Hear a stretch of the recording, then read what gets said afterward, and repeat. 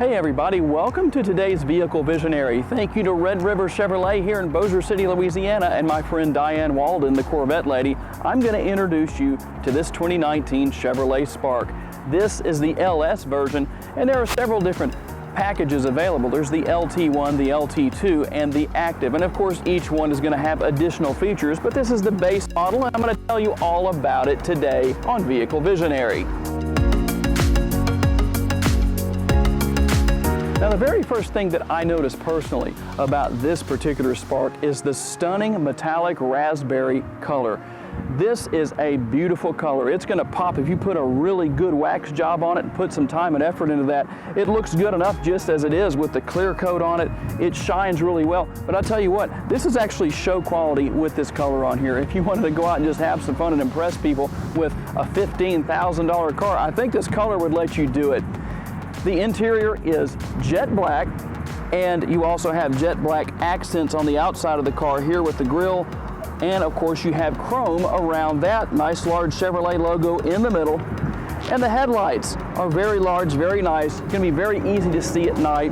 The blinkers are down here on the bottom of the bumper on each side, and you have kind of, I'm not going to call it a front splitter, but just a nice little lip around the front bumper here that really gives it a nice look, gives it a little bit of a ground effects look. I think that's a nice touch that's been added to this particular car. Now, one thing about this particular trim level, there's no power locks, there's no power windows, you don't have power adjustable side view mirrors. Everything is manual, not a big deal. But one thing I do like here about these mirrors is that they will fold forward and back depending on what your needs may be. If you need to fit into a tight spot or park it somewhere that's pretty tight, you've got that covered. Or maybe if there's cars that are so close to the lines, you can fold those in manually. Or if somebody accidentally bumps into them, they're not going to break. That's good. You've got your door handles right here and your locks right here. Just going to stick the key in there to lock or unlock the doors from the outside. And right here on the back, the handle for the back doors is right here on the top. Kind of almost hidden away, but that's where it is.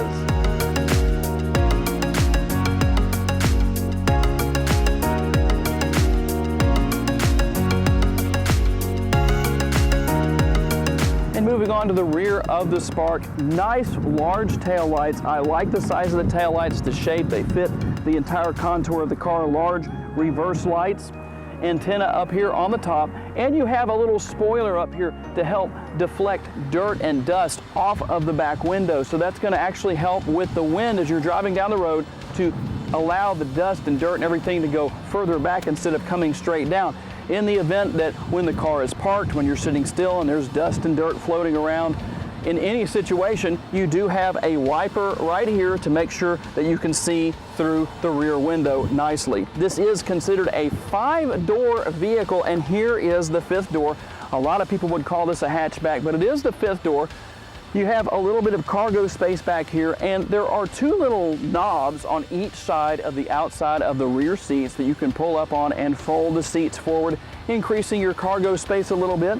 Also, you have a front license plate bracket. There's also this little hook right here. This is basically something you can screw into the front bumper in the event that the car gets stuck. Somebody can hook onto that and pull you out. I like that feature. It's nice to see something like that available, but it doesn't have to constantly be on the car. So if you don't cosmetically like the way that looks, that's good. You can remove that unless you absolutely need it.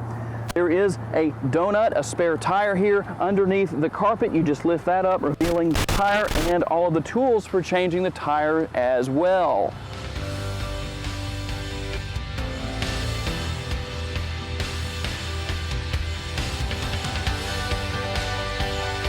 And here in the back seat, you have seating for 2. It's not a 3-passenger seat back here, so that's why there's only 2 seat belts, but still a reasonable amount of room for your rear seat passengers. There is a cup holder here in the front, a cup holder right here in the middle, and a little bit of storage space as well. You have manual cranks for your windows back here so your passengers can roll down or roll up their windows, and a pocket for storage behind the passenger seat. And here we are in the front seat of the Spark. Pretty basic.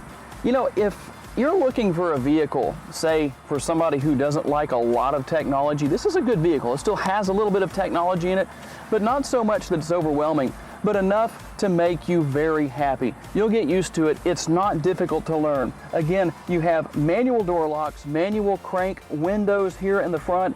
The driver and passenger front doors have a reasonable amount of storage in a storage pocket down here for each passenger, for the driver and the passenger. On the left-hand side of the dashboard, of course, you have the headlights, controlling your headlights right there with the knob. You can control the lighting on the interior with the little lever to the side of that. Traction control on and off. The steering wheel is actually very basic, just a horn, but you also have the blinkers, your turn signal stalk on the left-hand side, and the functionality to control your windshield wipers and your rear wiper here on the right-hand side of the steering wheel. Nice large instrument cluster with a tachometer and the speedometer. Now, as we continue our tour here, the driver's seat does have an armrest that you can either leave down or move out of the way if you so desire. There is a couple of cup holders here, a couple of USB ports in the very front of the console, a little bit of storage. Here is the shifter lever for your automatic variable speed transmission, and the parking brake, a little more storage here, and that's pretty basic. You have the 3 controls for controlling the air conditioner here, and then your air conditioning vents, 4 air conditioning vents to keep the cabin nice and cool during the summer and nice and warm during the winter. The button for turning the hazard lights on and off. And then you start getting into controlling the radio here with the 2 buttons in the middle to go between your stations, volume control, and a mute button right there in the center. And of course, you can answer your phone calls as well with the button on the right-hand side, and that's your home button on the far left-hand side for the infotainment screen. And as you can see, there's all kinds of things you can control there, from where you go home, go to the radio, answer phone calls, all that kind of stuff. And of course, several different features that you can actually control directly on the screen if you so desire. You can actually use your finger to select what it is you want, whether it's audio, phone, Wi-Fi, that's available here. Bluetooth is available here in this car. You can go through all of your different settings as well. And whether it's just the system, time, date, language, all of that, your apps, you can control that with the center button right there, or the vehicle features itself as well. And yes, this car does come with a backup camera. I love that feature. You're not going to find any vehicles anymore that don't have a backup camera. In fact, the government mandated several years ago that by the year 2020, every single vehicle would need to be required to have a backup camera. Okay guys, we're out here on the road with the 2019 Spark. And like I said, this is a nice, agile little car. It's easy to get around. You're not going to have trouble really moving about in traffic because it's small enough, it's agile enough, it's nimble enough. It drives well, it runs well. It has good tight steering. It's a very comfortable vehicle to drive. It's easy to park. I like that because it's small. Obviously it's a compact, so it's very easy to park this vehicle and to just get it around overall.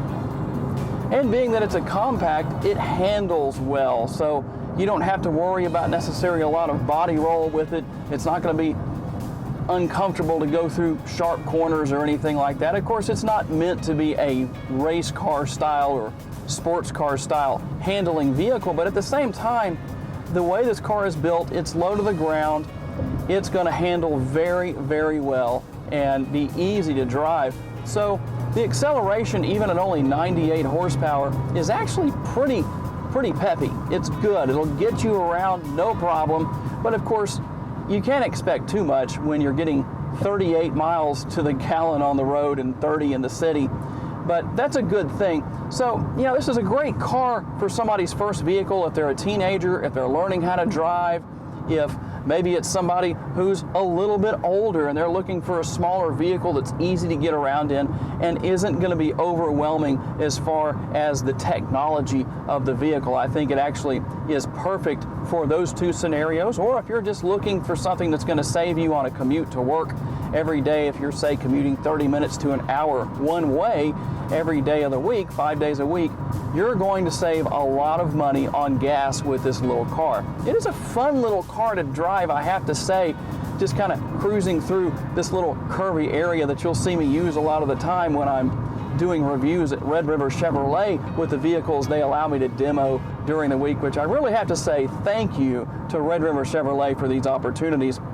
So we're going to cruise on up the road here a little bit, go through some really sharp corners, reasonably sharp corners, but find out that these vehicles this little vehicle handles very well and doesn't hesitate when you go through the corners. You won't find yourself having to give it too much steering input. It's actually very responsive to what you do with the steering wheel. So it's an easy car to drive. Like I say, for a new driver or maybe a senior citizen, somebody who's not wanting to hot rod their way around the streets or something like that, this is an ideal vehicle.